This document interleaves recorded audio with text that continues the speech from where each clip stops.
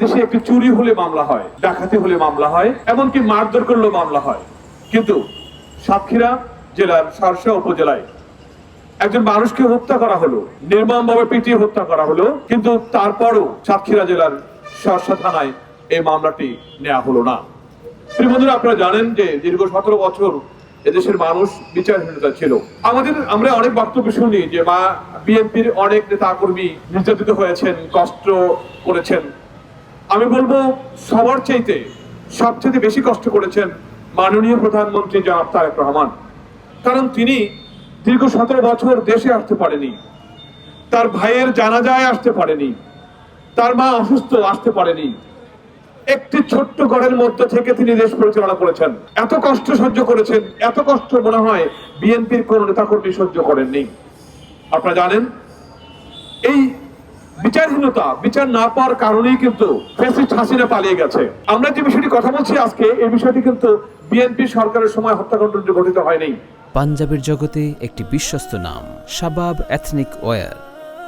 এটি হয়েছে অন্তর্বর্তীকালীন সরকারের সময়। আপনারা জানেন যে ইউনূস সরকার আসার পরে অনেক মাপ সৃষ্টি হয়েছে, অনেক রকম অনিয়ম দেখা দিয়েছে, এবং বাংলাদেশে যাতে নির্বাচন না হয় সেই প্রচেষ্টাও কিন্তু করা হয়েছিল। আমি সরসায় তৎকালীন যিনি অফিস ছিলেন তার দৃষ্টান্তমূলক শাস্তি চাই। অন্তর্বর্তীকালীন সরকারের সময় সাগর নিহত হলো, অথচ সাগরের নামে কোনো মামলা হলো না। তখন তো বিএনপি ক্ষমতা ছিল না, যুবদল ক্ষমতা ছিল না। সেখানকার যে গোল শহীদ তিনি যুবদল করেন, কিন্তু তখন তো অন্তর্বর্তীকালীন সরকার ছিল, তখন জামাত শক্তিশালী ছিল, এনসিপি শক্তিশালী ছিল, তাহলে তখন কেন মামলাটা হলো না? তো আমরা আশা করব যে এই যে এত কষ্ট, এত যন্ত্রণা সহ্য করার পরে মাননীয় প্রধানমন্ত্রী ক্ষমতায় এসেছেন, তারেক রহমান ক্ষমতায় এসেছেন, এবং তিনি কিন্তু সকাল 9টা থেকে আরম্ভ করে রাত অবধি কাজ করছেন দেশের মানুষের জন্য।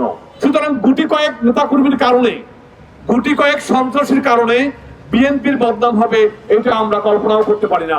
আমরা মনে করি এদেশে গোয়েন্দা সংস্থার মাধ্যমে তথ্য নিয়ে কে কোন আকাম কুকাম করেছেন, দীর্ঘ 17 বছর তারা আকাম কুকাম করেছেন, এখন কারা বিএনপির নাম ভাঙিয়ে আকাম করছেন, সেই তথ্যগুলো যাচাই বাছাই করে সেখানে যেই হোক, বিএনপির নেতাকর্মী হোক, সাংবাদিক হোক, অথবা অন্য যে কেউ হোক, ক্ষমতাধর হোক, তাকে আইনের আশ্রয় আনতে হবে। কারণ বিচারহীনতা আর আমরা দেখতে চাই না।